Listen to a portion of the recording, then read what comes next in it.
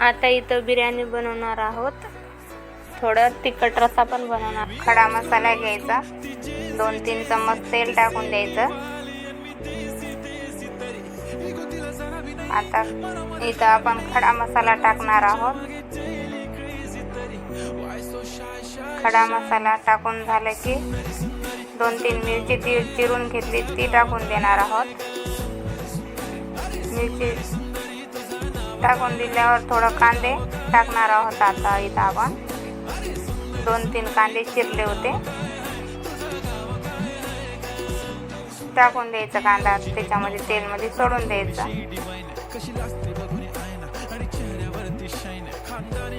थोडं परतून घ्यायचं. कांद्याला चांगलं खरपूस भाजू द्यायचं. कांद्याला परतून घेतल्यावर आता इथं आपण टमाटो टाकणार आहोत.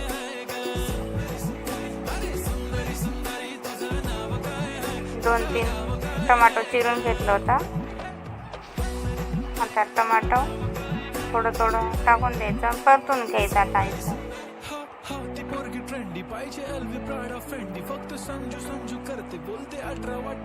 लसूण टाकून द्यायचे. ते थोडं लसूणचं पेस्ट, आलं लसूण पेस्ट थोडं परतून घ्यायचं चांगला.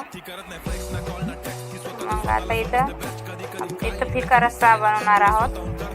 थोडा खडा मसाला टाकायचा, लसूणचं पेस्ट टाकायचा, थोडा हळद टाकायचा, थोडं मसाला टाकून द्यायचा.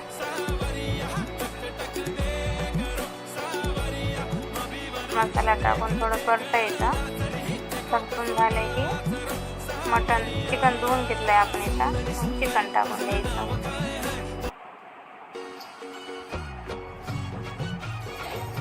टाकून दिले की थोडं परतायचं. इथं परतून घेणार आहोत आपण. इथं परतून झाले की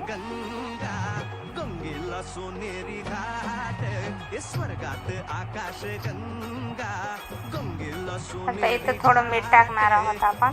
1 चमच मीठ टाकून द्यायचं. आपल्या चवीनुसार तुम्ही टाकू शकता. अजून इथं परतणार आहोत आपण मीठ टाकल्यावर.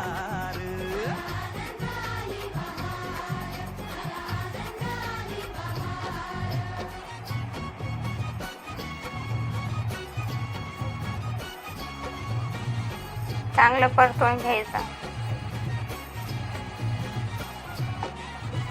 आता पातेला तवी झाकून द्यायचं. थोडं अजून परतवायचं.